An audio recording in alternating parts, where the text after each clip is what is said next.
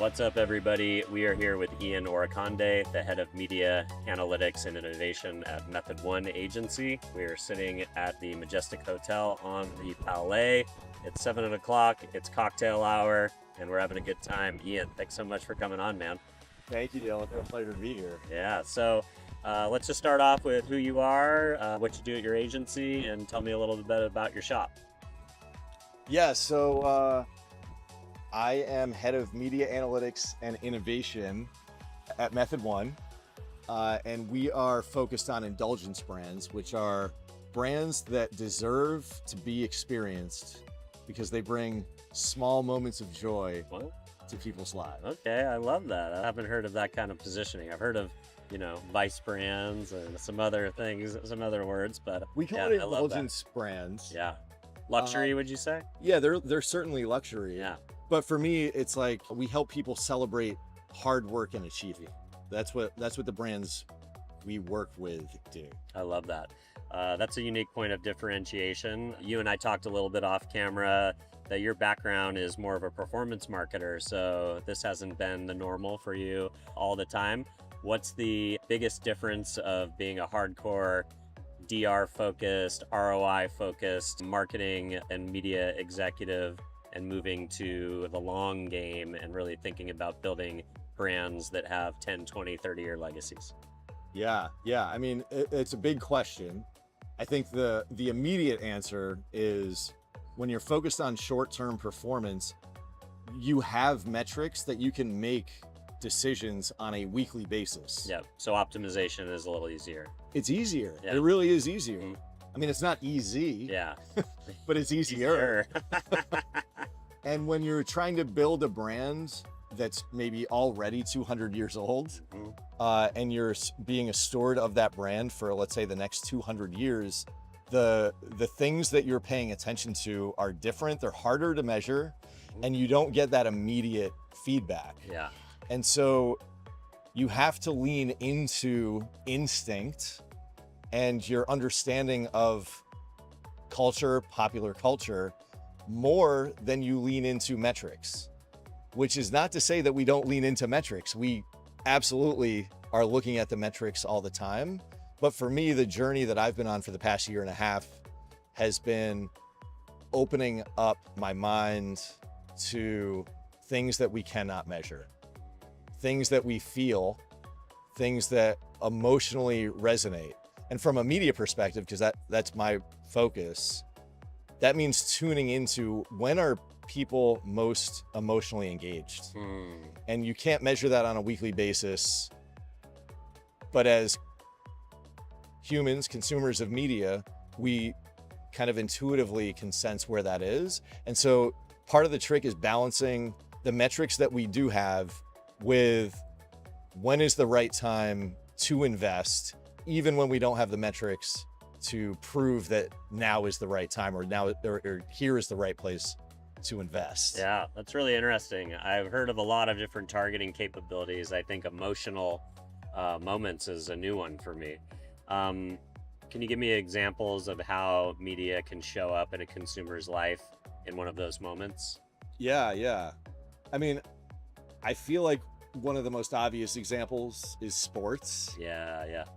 And our clients love sports. We have deals with golf tournaments, the MLB, NCAA. So sports is like one of the most obvious examples. And then entertainment is another. Yep. So partnering with influencers, former winners of American Idol, like Kelly Clarkson. Sure.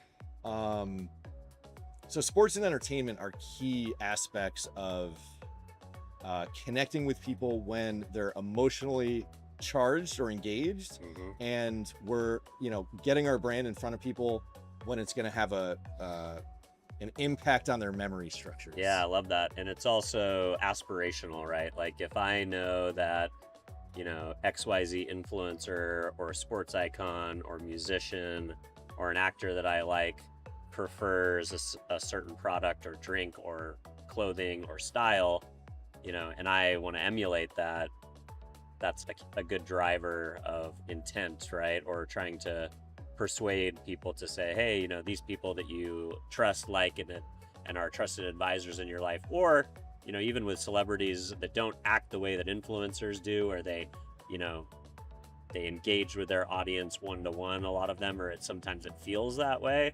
Sometimes the celebrity might not have the same engagement numbers, but they have a better connection with fans because of that aspirational aspect, almost at the idea that they are not approachable. They're not anybody that you're ever going to have a conversation in a room with, but you just respect and adore them because of the work that they do as artists. Yeah, absolutely. And there's all different levels of influencers, right? There's Right. like Micro, mid-tier, celebrity, traditional. yeah, and when you're a brand, I think we think about who are the audiences that we want to connect with.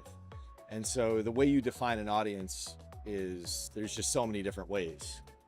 Of course, there's demo and psychographics, but then there's like different sports you can focus on. There's music, there's food, there's travel. And then you go into any one of those categories and there's all sorts of micro communities and niches. Yeah, so there's almost like, it feels like an infinite number of ways to expand the audience that a specific brand has. And I feel like that's another part of this whole shift from performance to kind of upper funnel branding that I've been on, that I've just really enjoyed over the past couple of years. Yeah, I love it. So you talked about metrics a lot, the ability to measure it in the performance world, and you guys are still metrics focused.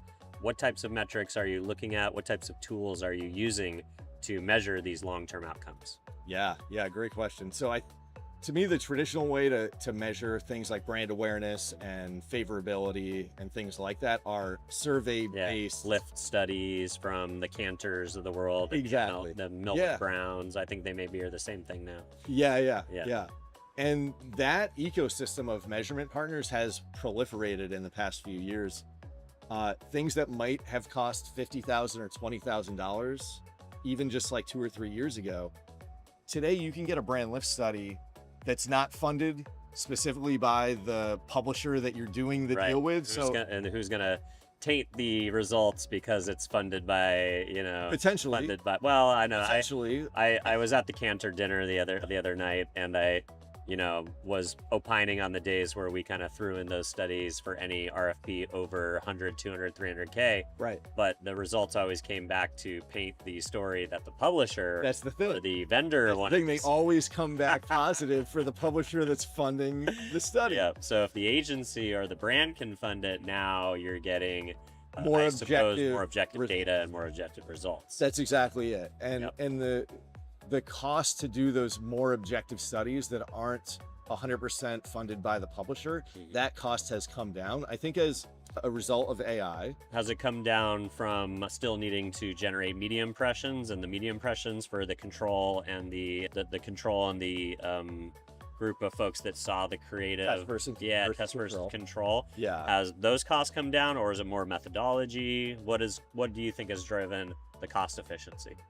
It's a good question. I actually don't know what is driving their costs down. What I do know is the companies that are coming to us offering brand lift studies that are not funded by publishers are saying, we can do it for not $20,000, but $3,500 a year ago, and now sometimes $1,200, which sounds too good to be true. And when you probe a little bit deeper, like, how are they getting the data? How are they getting the people to answer questions? They have things like Google Chrome extensions. They have apps on iPhones where people opt in to answer questions. So I think it's just easier people and to get them to engage in a survey style. Yeah, I love that, because it's almost a opt-in network, right? And it's not being served to them in an ad experience. Yep. And it's not an incentivized participation. It's like a true panel almost, in a way. I'm not 100% sure about the details of that. I think there is still an incentivized component. Mm-hmm. So you have to take that into account. Yeah. But the minimums that we used to be able to get these studies done were, tens of thousands of dollars. Yeah, totally. Those costs have come down considerably, which I think is a benefit to brands that are looking for objective measurement.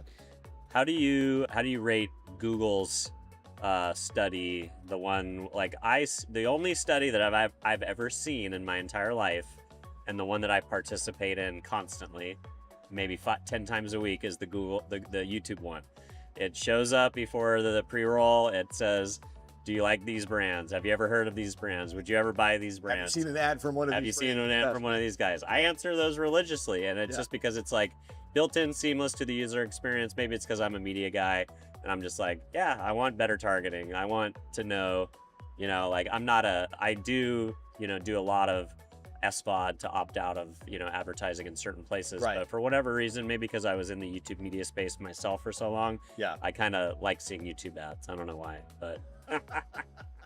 Dylan, you might be the first person I've ever heard say that. Well, I skipped quite a few, but the ones that make it past the 5-second bud, which are usually like long form ones that aren't 30s and traditional formats. They're like some kind of cool, information.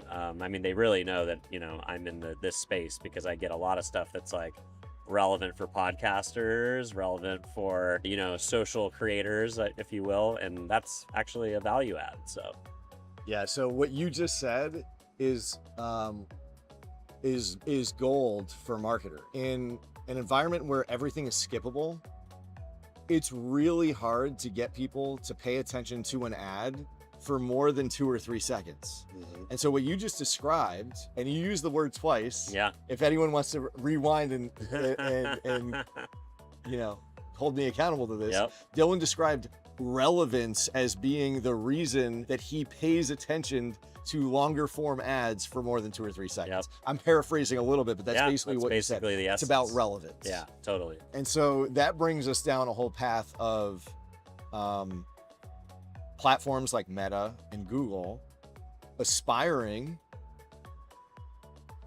to, Mark Zuckerberg last week or the week before said, give us your credit card and we will create the ad, we will target the audience, you don't have to lift a finger, we will do all of it.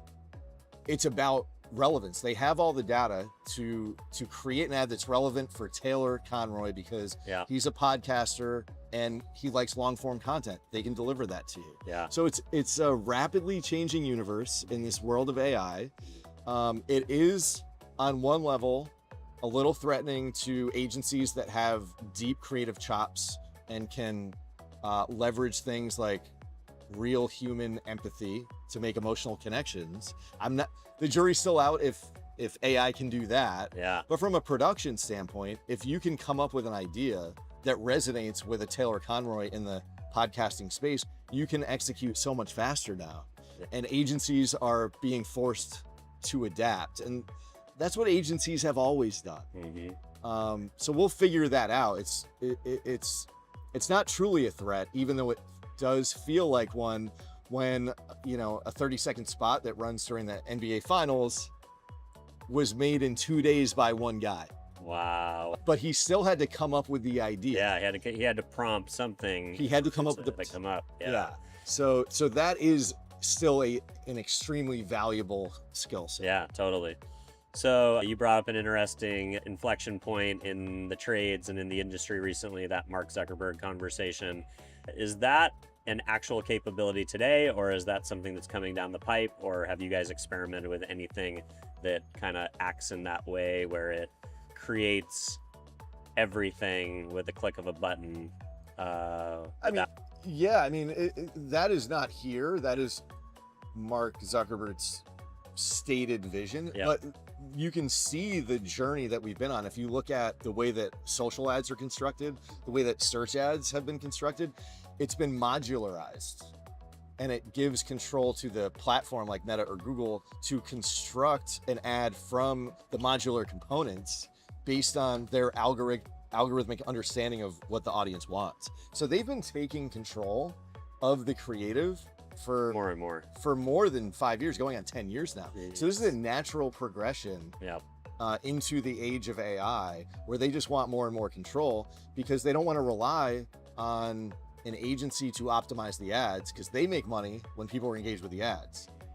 Outsourcing that to the agency. Control, the more they can, and so many agencies do create creative, with television producers mindset, that just doesn't perform in those new social media platforms. In the social media platforms, when you scroll like that, Yeah. a 30-second spot is only going to be seen for a second, 2 Yeah. seconds. So yeah, it makes sense that the platforms want to be able to, I mean, TikTok's a great example where they have a program where you give them your 30-second spot that was produced very well and expresses the brand in an emotionally impactful way. But they will remix that.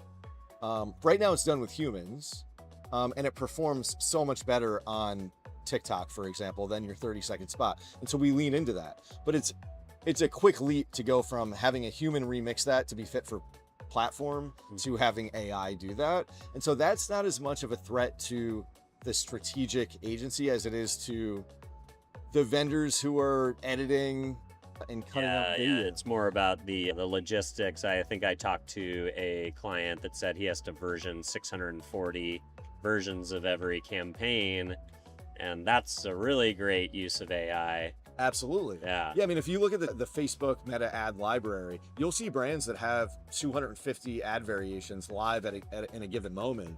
I haven't heard 640 before. I'd be interested who that was. Well, I think it was not 640 different pieces of creative, but 650 different formats, like banners and, like specs, more of like on the spec side. So sizing. Yeah, length, sizing, dimension. length, dimension, that type of thing. And I don't think that's always true for video, but like definitely in display and banners and stuff like that, I think you need a lot more. Yeah, and You need a lot more interchangeability. That's something AI can do that maybe isn't the most satisfying work for a human to do. So totally. that type of work, it makes sense. Mhm. And so I think we need to lean into that. And I think we are overall as an industry. I think we're leaning into it. But it certainly makes some people uncomfortable. And so you have to be a little bit tactful Yeah. with how we embrace those technologies. And, that requirement to be tactful probably creates opportunities for upstarts to come in and say, look, we don't have a legacy system where we have to be tactful with our team that has done this work. And there's probably upstarts that can do that fresh. Yeah.